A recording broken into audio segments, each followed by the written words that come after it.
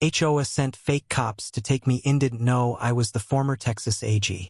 The Texas sun beat down on Karen, a sleepy town where secrets festered like weeds. I stood in the town square, dust clinging to my boots, staring at HOA. Her eyes, once warm, now burned with a fury I didn't recognize. She thought she'd cornered me with her scheme. But she didn't know who I was. Not yet. I'm Daniel Cross, former Attorney General of Texas, a title I'd left behind after a decade of battles in Austin's courtrooms. I'd come to Karen for peace, to escape the ghosts of my past. But HOA, the local florist with a smile that could charm a rattlesnake, had other plans. She'd heard whispers that I'd been involved in a case that cost her family their land years ago. She didn't know the truth, didn't care to. To her, I was the enemy, the man who'd signed the papers that tore her world apart. It started with small things. My tires slashed, my mailbox stuffed with threatening notes. Then came the whispers in the diner, the cold stares from neighbors.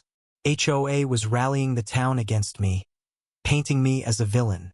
I tried to explain those papers were forged, the case mishandled by corrupt officials, but Karen wasn't a place for reason. It was a place for grudges. Today, the tension snapped. Two men in ill-fitting police uniforms approached me outside the hardware store. Their badges gleamed too brightly, their hands shaky. "Daniel Cross, you're under arrest," one barked, voice cracking.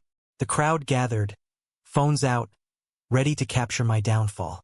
HOA stood at the front, arms crossed, a triumphant smirk on her face. She thought she'd hired these men to humiliate me, to drag me away in cuffs for crimes I didn't commit. But I saw through the charade.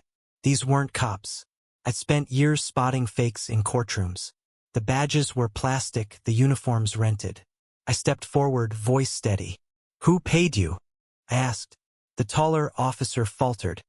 Glancing at HOA, her smirk wavered. "Tell them," I said louder now, the crowd leaning in. "Tell them who I am." The second man, barely 20, dropped his fake badge. "We didn't know," he stammered. "She said you were a crook. Said you ruined her life." HOA's face drained of color. The crowd murmured. I turned to her, not with anger, but with pity. "You didn't ask questions. HOA, you didn't check who I was before you sent these clowns to frame me." The truth spilled out like blood on the pavement. I wasn't just some retiree. As Texas AG, I'd fought to expose the corruption that stole her family's land. I'd been the one pushing for justice, not against it. The papers she blamed me for? Forged by a developer with deep pockets and deeper connections. I'd lost my job trying to fight that fight. But then came the twist. A frail voice cut through the crowd. "He's telling the truth."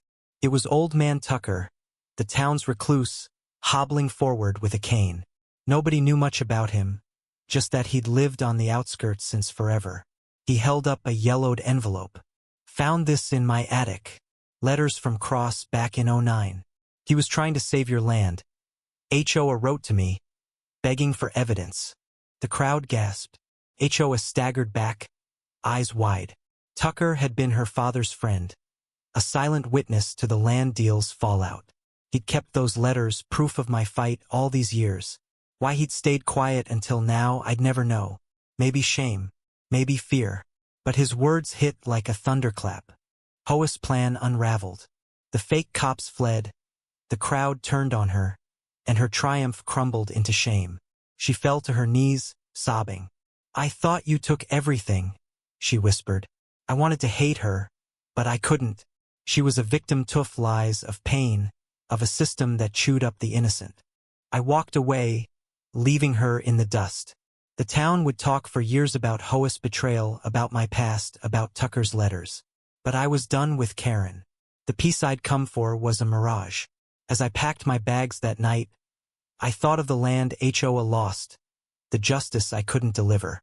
Some fights, no matter how righteous, leave everyone scarred.